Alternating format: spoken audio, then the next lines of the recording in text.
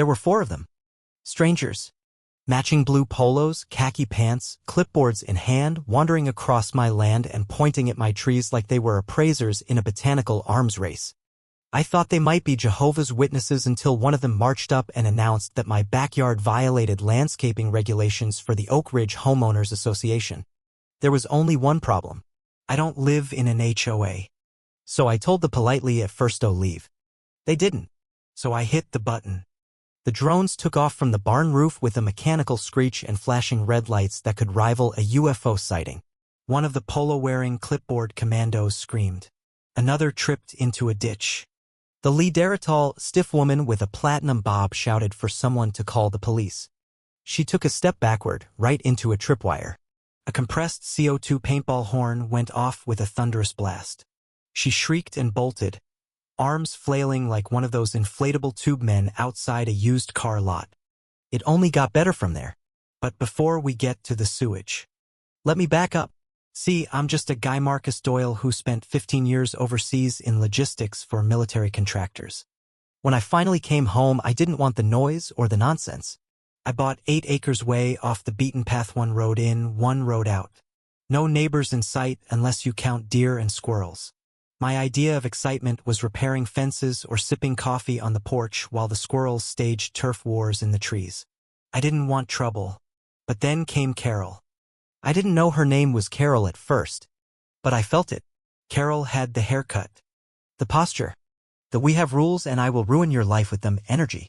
She was the type of person who weaponizes a clipboard.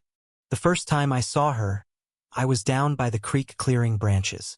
4 strangers emerged from the woods like some real estate cult, matching outfits, matching frowns. One of them pointed at my maple tree like it had insulted his grandmother. "Sir," he said, "your foliage density exceeds Oak Ridge regulations for perimeter lots." I blinked. "Oak Ridge?" "Yes." "The HOA," he said, as if I should already know. I informed them that my property wasn't part of any HOA. Never had been.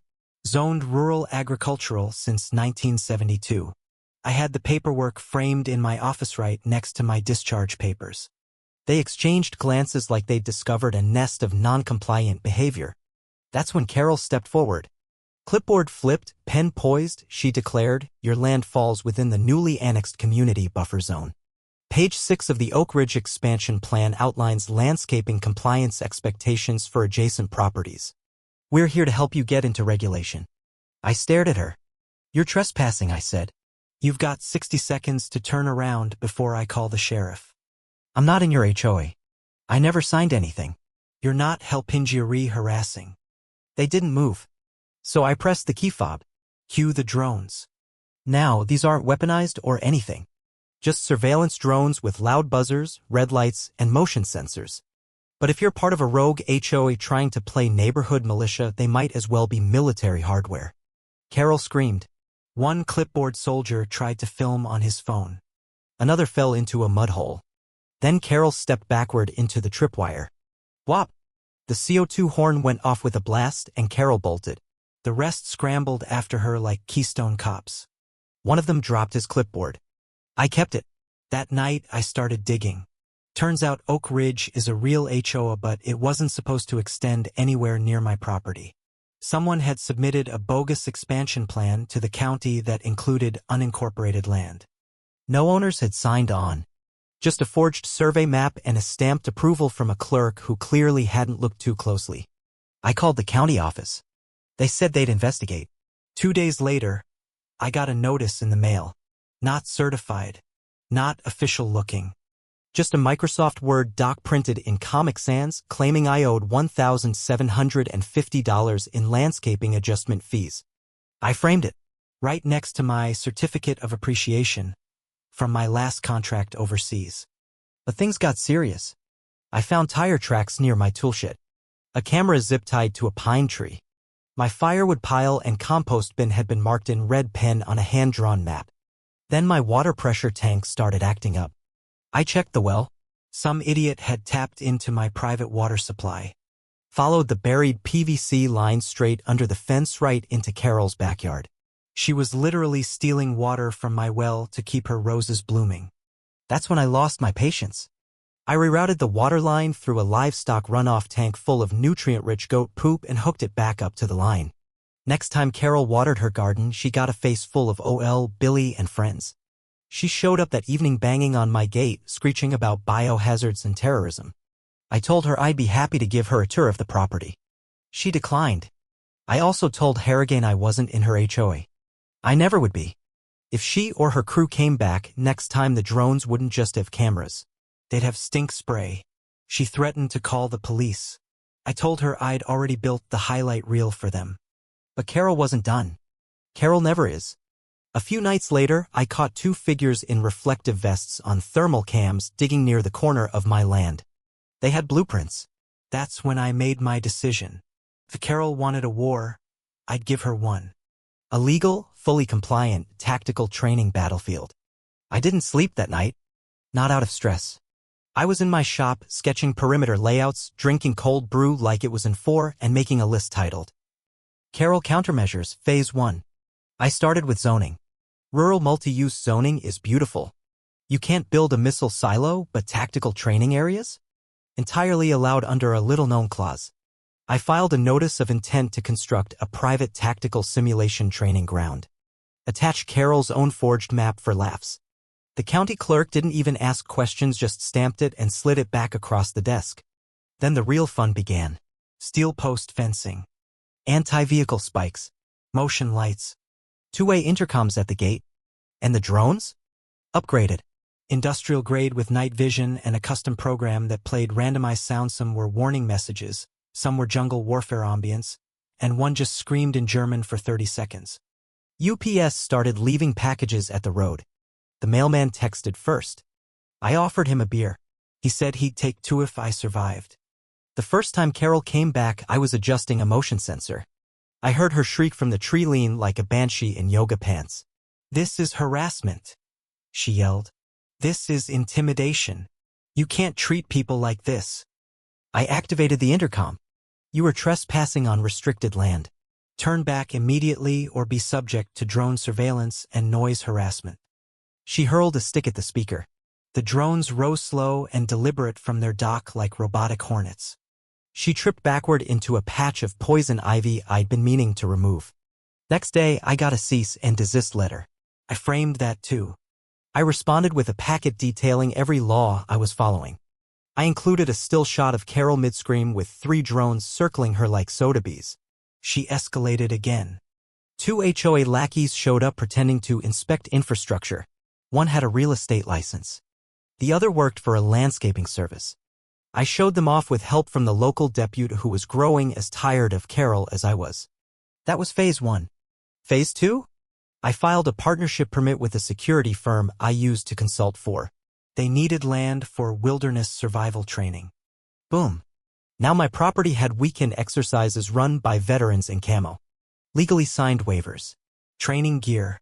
Dummy drills. Carol lost her mind. Tried to have me investigated. Sent out community-wide alerts. One claimed I was leading a rogue militia.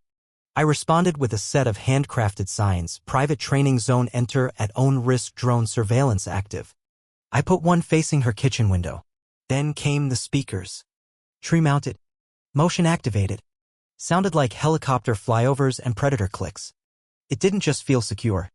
It felt haunted by ghosts of basic training. Neighbors whispered. HOA board members started asking questions. One resigned after Carol tried to divert the HOA's entire maintenance budget into hiring a private investigator to investigate me. Eventually, I dropped the big one. At the next HOA meeting, one of my drones floated into their little clubhouse. Mounted on ETA speaker, I spoke clearly.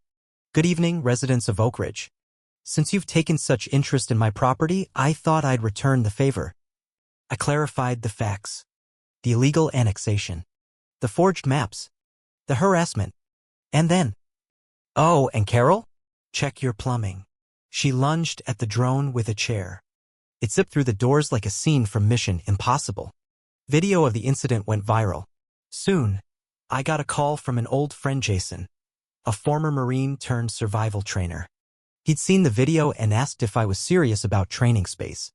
"You bet," I told him. Next weekend, he showed up with 6 other vets and a stack of training gear. The HOA board panicked. Carol tried to rally support, claimed I was threatening community harmony. What actually happened? Neighbors started emailing me, telling me horror stories. Carol had fined one man's wife for putting a ceramic flamingo on the lawn after a miscarriage. Charged another for a mailbox she said was too beige. Collected permit fees that were never filed. She wasn't just annoying. She was a tyrant. I compiled it all: letters, emails, photos, videos, and handed it off to a friend who writes for a real estate publication. The headline? HOA president caught in forged expansion, private water theft, and backyard warzone. It exploded. Carol tried damage control. Claimed it was a smear campaign. No one believed her. She even tried suing me. That didn't work either. By the end, Oak Ridge HOA was bankrupt. Contractors stopped coming. Residents left. Maintenance requests piled up. Even the landscaper quit. Then karma. Carol's irrigation system, still illegally connected to my old water line, burst. Sent a geyser of brown water sky high. Drenched her roses. A neighbor caught the whole thing on camera. She slipped in the mud, screaming, flailing, trying to cover her bushes with a tarp while being blasted by her own stolen sewage water. I didn't sabotage it, but I definitely smiled. After that, the county launched a full investigation. Her maps were exposed as fraudulent. HOA funds unaccounted for. Her nephew, the compliance officer, had been collecting wages with no logged patrols. They froze the HOA's accounts. Filed charges. Carol tried to sue again. My lawyer laughed her out of court. Eventually, Oak Ridge HOA was dissolved. Permanently. Her house went on the market. The listing? Former HOA president's residence as is. Someone updated the address on Google Maps to Tyrant's Lair. Got flagged, but not before a few thousand people liked it. I threw a barbecue to celebrate. Tactical themed. Had a dunk tank with a cardboard Carol. T-shirts that read HOA Survivor Unauthorized and Proud. We grilled, we laughed. And when the fireworks went off, I replaced my old no trespassing sign with a new one. Private training grounds, HOA free forever. A few months later, someone sent me a screenshot. Carol had moved 3 states over. Already joined another HOA board. Someone in that neighborhood group posted, "Help! This woman is trying to fine me for having a trampoline. Same haircut. Same scowl. Same chaos. But me? I was sitting on my porch, watching the sun set over peaceful pine trees, drink in hand. Not a single clipboard in sight. Victory never looked so quiet.